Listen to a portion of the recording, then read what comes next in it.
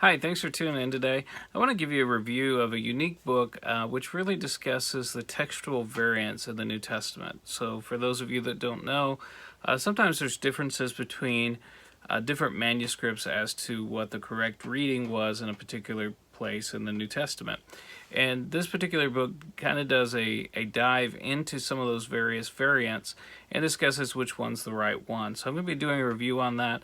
Before I dive into it, I want to thank all the people who have been subscribing to this channel, welcome all of our new subscribers, and thank everyone who's been hitting the like button. I want to encourage you to stay to the end of this video because I'm going to be answering an important question about this book, and the answer to that question might surprise you. I'm going to ask the question, who is this book for? And the answer to that question, like I said, may surprise you, so stay with me for that. I'm going to review this book in 7 different categories. I'm going to talk about the layout and the design. I'm going to talk about the breadth. I'm going to talk about the depth of this book. I'm going to talk about the perspective of the author. I'm going to go into the physical qualities of this book. I'm going to give my overall impressions towards the end of this video, and then we'll ask that important question, who is this book for?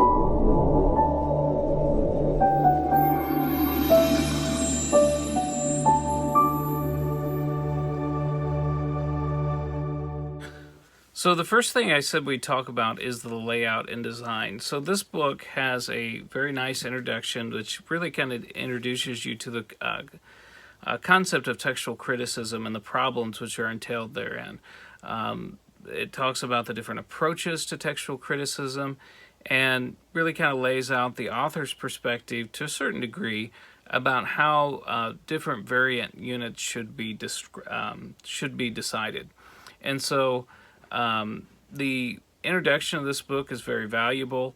It's a very brief introduction to textual criticism, and for that reason I think the introduction really really enhances this volume. So I want to zoom down into the text itself now, and we can kind of see how it's laid out. Okay, here it is. And as I told you, got a good introduction there, kind of introduces you to textual criticism, the various manuscripts, etc. Then I'll just open up to the book of Matthew. He's got a glossary of terms here. And you'll see how he handles different variants. Now, what's handy about this is that WH there, that stands for Westcott and Hort. The NU there stands for the Nestle Island UBS editions. And then also he lists the different manuscript supports for these variant readings.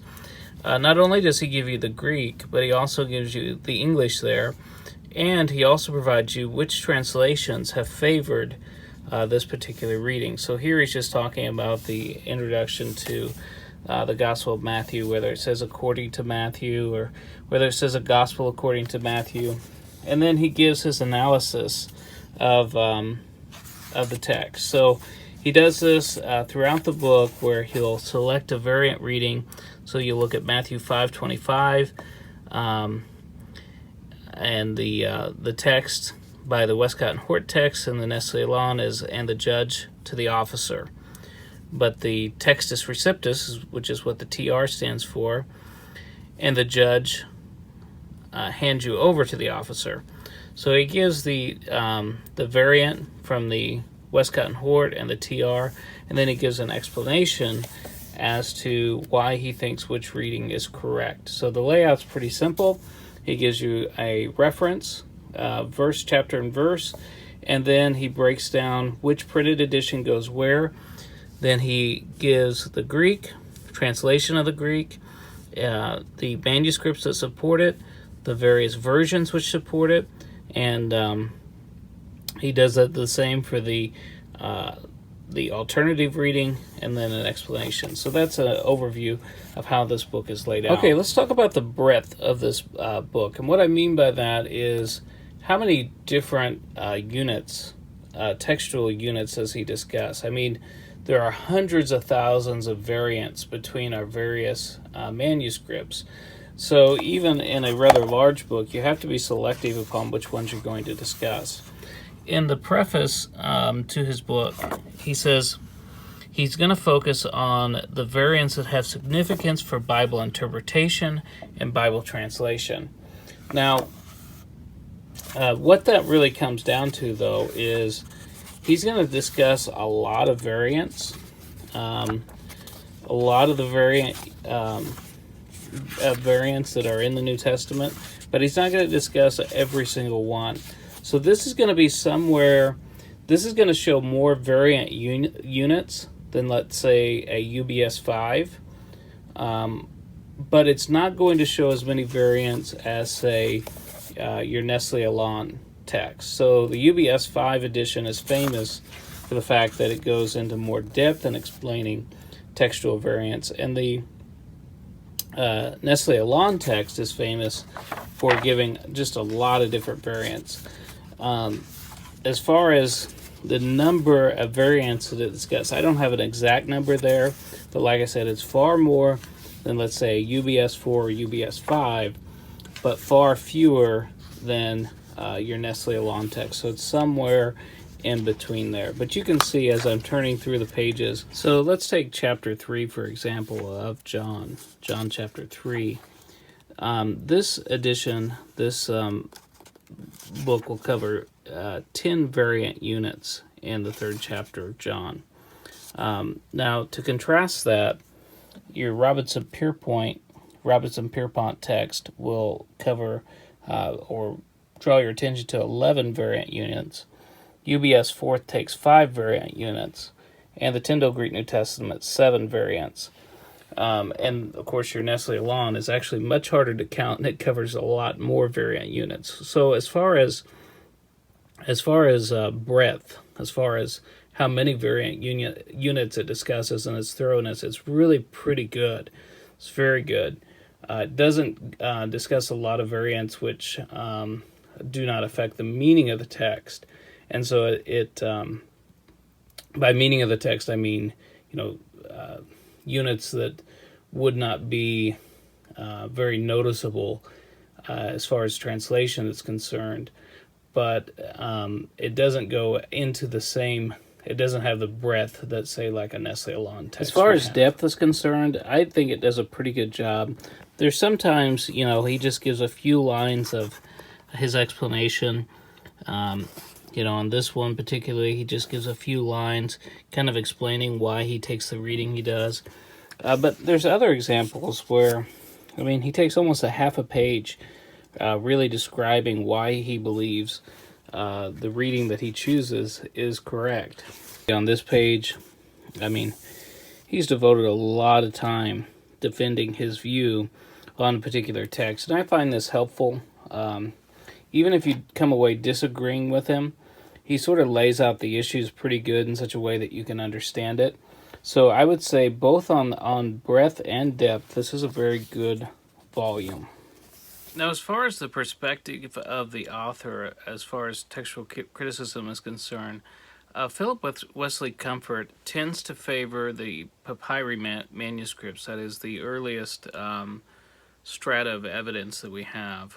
He very much favors early evidence, and some scholars would critique him for that, that he would give too much weight to the early papyri and kind of setting aside some of the later evidence that's there as well.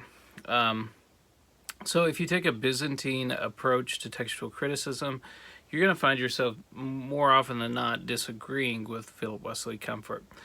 But if if you're taking more of an eclectic approach, there's going to be times where even there you're going to find yourself maybe disagreeing with him because he puts so much weight on the papyri manuscripts.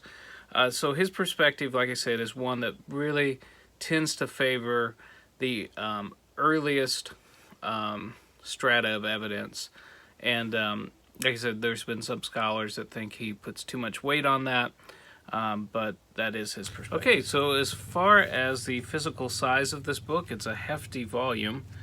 It comes in at about 9 1/4 tall, 6 1/4 wide, 2 1/4 on thickness.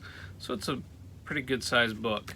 Not something you want to tuck away in your Bible case and carry around with you all the time, but he's packed a lot of information. The font size on this is about a 9-point font. It's readable, but like I said, it's a big volume, chock full of a lot of information. So it's also, I should mention to you, it is a nice sewn binding. So Tyndale House Publishers have done a good job and built a nice book here. Okay, so what are my overall impressions of this book?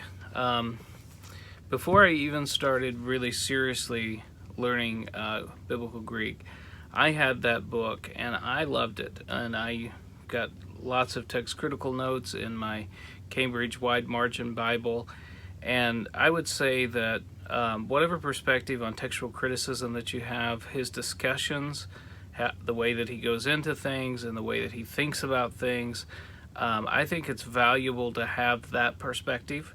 And so my overall impressions on this book are very, very positive. I would definitely encourage you, like I said, no matter what perspective you are, if you want to kind of dive deeper into text criticism, you want to look at different variants, even if you're in confessional text position or Byzantine priority, whatever position you are in, I think that volume has things in it that are useful and informative to anyone of any perspective. So I think it's a go. I think it's a good thing to get. Now, I want to answer finally the question, who is this for?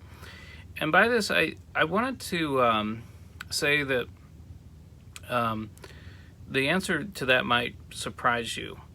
I don't think this book has to be limited just to scholars or just to people who even know Greek. As you can see in the layout of this book, you can see the differences between different translations. There's a lot of comparisons between the King James Version, New King James Version, the NIV, really to get a sense of, where the different versions, English translations, land. But I also think it's valuable for the scholar. So this is one of those rare books where both a person who's not a biblical scholar or not learning biblical Greek or just an average person can pick up this book and with a little bit of effort understand what's going on there. So that's why I say, pastors are going to want to have something like this, but I think interested lay people would also have a great interest in just kind of seeing how the different English translations line up against each other and why they differ the way they do.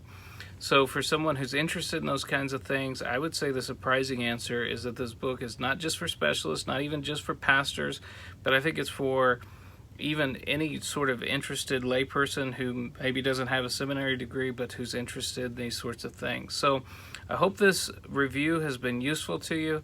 I thank again everyone who hits the subscribe button and who's been hitting the like button. Thank you guys for helping this channel grow, and I look forward to doing another video for you. Thank you.